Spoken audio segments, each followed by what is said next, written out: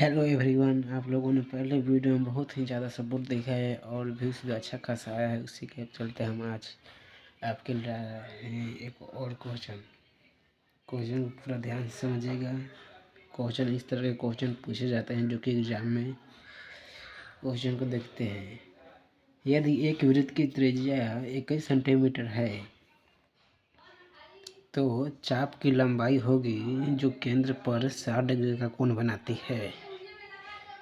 तो यहाँ पे हम एक मान लेते हैं 21 सेंटीमीटर त्रिज्या, मतलब उसका हो जाएगा दुगुना, तो बहुत ज़्यादा हो जाएगा, 42 सेंटीमीटर हो जाएगा इसका जीवा, तो बहुत लंबा हो जाएगा। इसलिए हम छोटा खींचेंगे।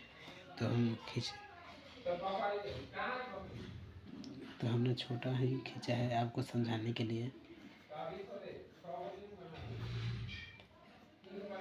देखिए हो गया इतना, और इसके केंद्र पर से जीवा खींचना है। तो इस पर केंद्र से त्रिज्या खींचेंगे 2। तो यहाँ पे हम रख लेते हैं, कहीं से भी खींच सकते हैं। हो गया एक ये, और एक यहाँ पे खींच देते हैं, या ऊपर भी खींच सकते हैं, कहीं भी कहें ना खींच देंगे।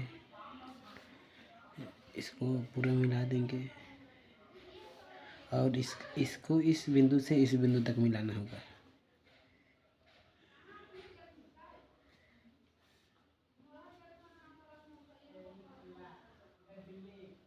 हो गया। अब जो ये हिस्सा बचा है इसको ही चाप कहते हैं। जो हिस्सा बचा है ना, ये इसको चाप कहते हैं, इसी को चाप कहा जाता है। तो इसी का क्षेत्रफल कार्य निकालने के लिए तो यहाँ पे केंद्र का मान लिख दिया है कितना, 60 डिग्री वो दे दिए। त्रिज्या कह रहा है 21 सेंटीमीटर, तो 21 सेंटीमीटर त्रिज्या है, इसका भी 21 सेंटीमीटर। तो यहाँ पे अब चाप निकालना है, तो यहाँ पे लिख देते हैं त्रिज्या बराबर 21 सेंटीमीटर केंद्र पर बना कोण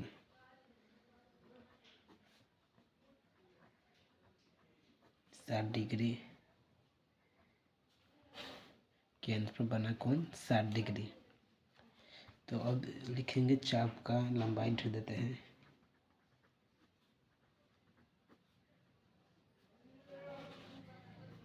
लंबाई, चाप का लंबाई और सूत्र लिखेंगे। इसका सूत्र होता है पाई आर थीटा बटा 180।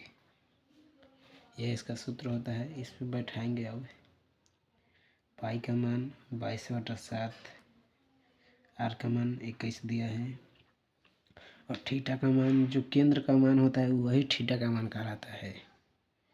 तो यहाँ केंद्र का मान 60 डिग्री, तो थीटा का मान भी 60 डिग्री होगा। तो यहाँ पे गुना करके लिख देते हैं 60/180। इसको काटेंगे, यह कटेगा 7 3 21, 3 मतलब यह भी कटेगा 3 मतलब, और यह 3 से 3 कट जाएगा, तो 22 सेंटीमीटर आंसर। 22 सेंटीमीटर हो गया। अब लिखेंगे अतः चाप की लंबाई बराबर 22 सेंटीमीटर।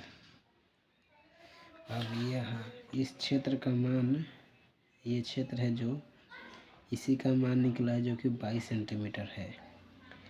यह इसी को कहते हैं चाप का लंबाई।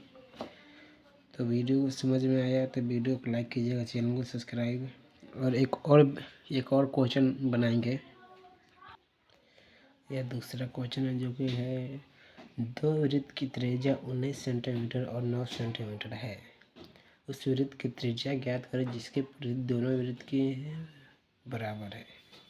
तो यहाँ पर क्या करेंगे, 2 वृत्त की त्रिज्या जो कि दिया है और दोनों को जोड़कर एक नया वृत्त बनेगा बड़ा, उससे उसके परिधि को ज्ञात करना है।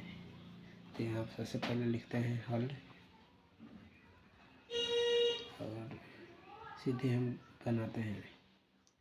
लिखेंगे वृत्त का परिधि। परिधि कह रहा है दोनों के योग से, तो दोनों का जोड़ देंगे का परिधि।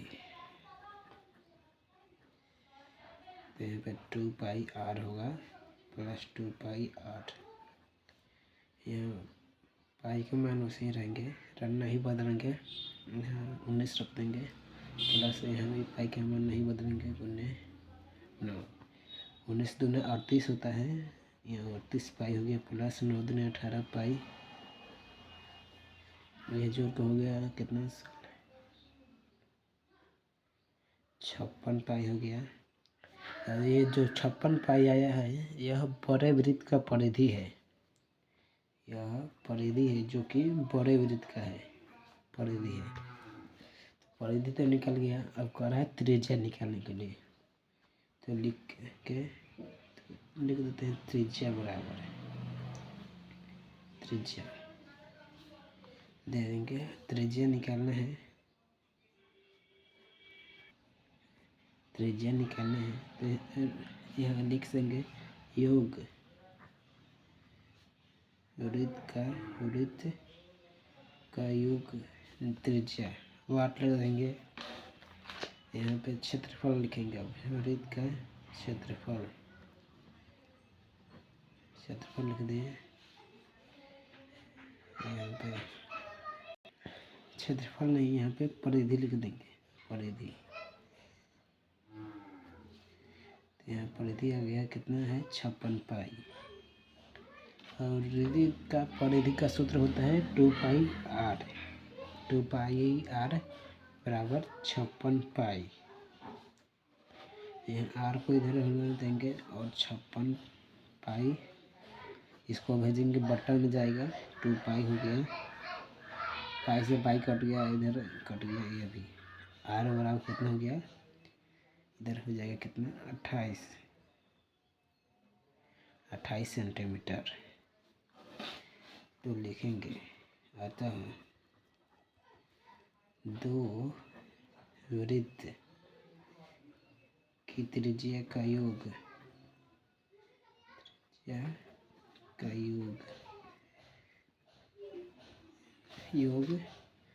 से बने वृत्त का त्रिज्या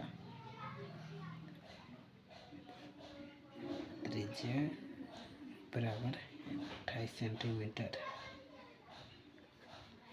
तो यह भी क्वेश्चन बन गया। भाई लोग आप वीडियो देखते हैं लेकिन सब्सक्राइब नहीं करते हो, भाई लोग क्या कर रहे हो। चलिए भाई लोग अगले वीडियो मिलते हैं।